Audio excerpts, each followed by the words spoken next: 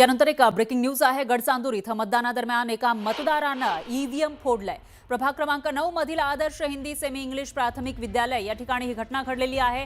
राम दुर्गे असं ईव्हीएम फोडणाऱ्या मतदाराचं नाव आहे। तर नगारा या चिन्हासमोरील बटन दाबल्यावर कमळाचा लाईट लागत असल्याचा आरोप या मतदारानं केला आणि त्यानंतर हे ईव्हीएम फोडल्याची माहिती समोर आली आहे। पोलिसांनी राम दुर्गेला ताब्यात घेतलेला आहे। नवीन ईव्हीएम लावून मतदान घेण्याची प्रक्रिया सुरू करण्यात आली।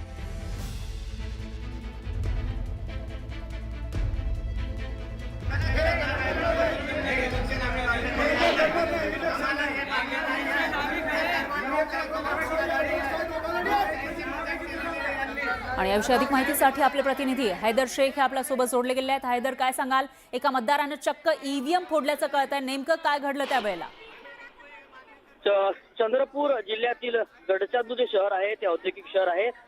त्याच ठिकाणी जे मतदान केंद्र आहे, 3 मतदान केंद्र, दुपारपासून त्या ठिकाणी मोठ्या प्रमाणात ईव्हीएम बिघाडच्या घटना पुढे येत होत्या। यासोबतच एक संध्याकाळच्या सुमारास जी ईव्हीएम मशीन आहे त्या ईव्हीएम मशीन मध्ये नगाराचा चिन्हाचा बटन दाबल्या कमळावर लाईट लागत होता असा आरोप करत तिथल्या एका व्यक्तीने तिथे त्या राम दुर्गे नावाच्या व्यक्तीने तो ईव्हीएम फोडला आहे।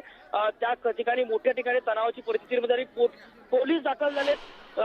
जवळपास तासभर या सगळ्या मतदानाच्या प्रक्रियेला वेळ लागला आणि आता तरी नवीन ईव्हीएम तिथं लावण्यात आला आहे, परंतु त्या ठिकाणी एक मोठा तणाव जे आहे ते झालेला आहे।